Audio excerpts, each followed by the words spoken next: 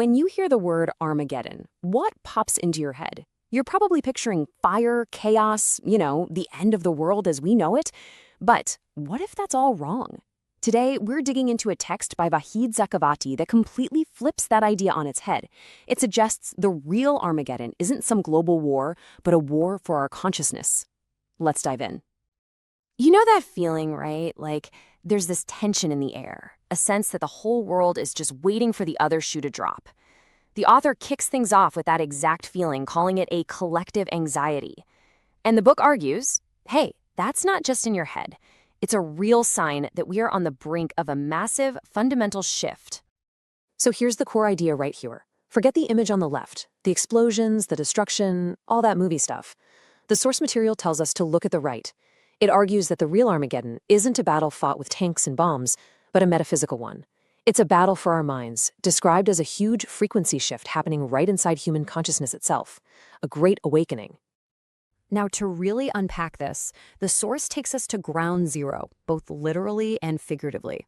We're talking about the plain of Megiddo in Israel. It's actually where the word Armageddon comes from. Okay, so according to the author, this place isn't just important because of ancient history. Its real significance is energetic. The book presents it as this key node on the planet's energy grid, kind of like an acupuncture point for the Earth. The idea is whoever influences this spot can influence global consciousness. So how does that work? The source brings up the concept of ley lines. Just think of them as invisible currents of energy crisscrossing the planet, like Earth's nervous system. And the text argues that Megiddo isn't just on some minor path, it's at a major intersection, a super-sensitive hub, which makes it an energetic pressure point for the whole world. And if that wasn't enough, the book adds another layer, astrology.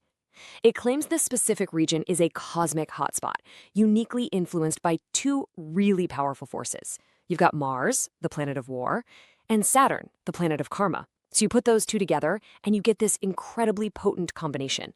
It's why the source calls this spot Earth's trigger. All right, so that covers the where, but what about the when? Well, the source material lays out a very specific cosmic clock, and believe me, it's counting down to a date that is right around the corner. Here's the timeline the book proposes. It suggests this whole process really kicked into gear in 2024, and it's all building towards a major climax in 2028.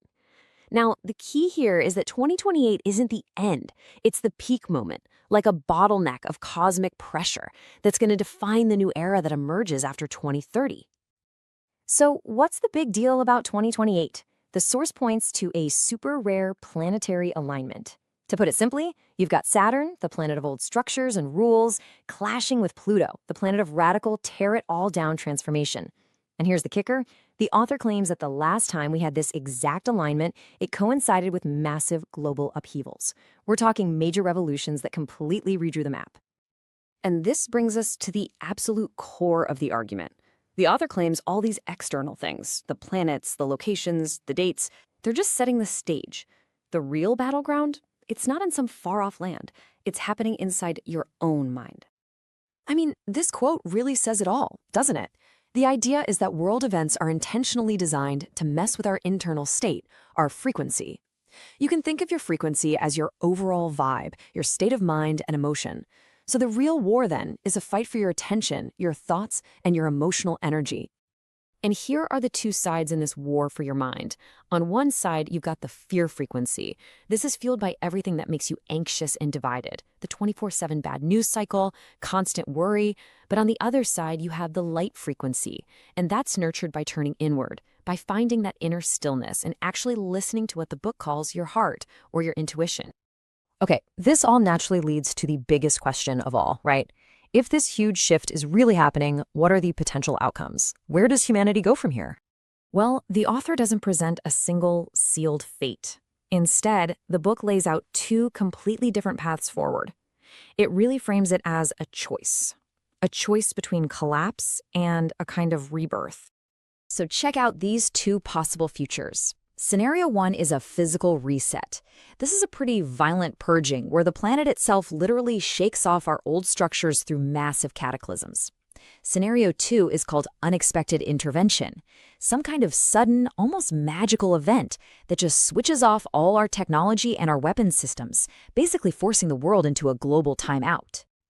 Now, faced with those two pretty intense possibilities, the book doesn't just leave you hanging like a passive observer.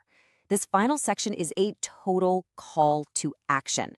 It's all about how each one of us can help steer humanity toward that more positive outcome. And that positive outcome, it's called the Golden Age. The source envisions a world that's rebuilt on empathy and connection, what it calls heart-centered consciousness. In this future, huge problems like poverty and division, they just fade away. Not because of some new law, but because our collective mindset, our vibration, has risen above them. So how do we actually get there? The book offers this simple 3-step path. It's all about consciously choosing what you let into your mind and your heart. Step 1, limit the fear. Turn down the noise from negative media. Step 2, find that quiet space inside yourself and just listen. And step 3, actively practice things that raise your vibration, like forgiveness and focusing on the good. And ultimately, the source material leaves us with this one powerful question. It's a challenge, really. A challenge to stop being a pawn that's just moved around by external events and instead become a player who actually understands the deeper, energetic rules of the game. What a fascinating thought to end on.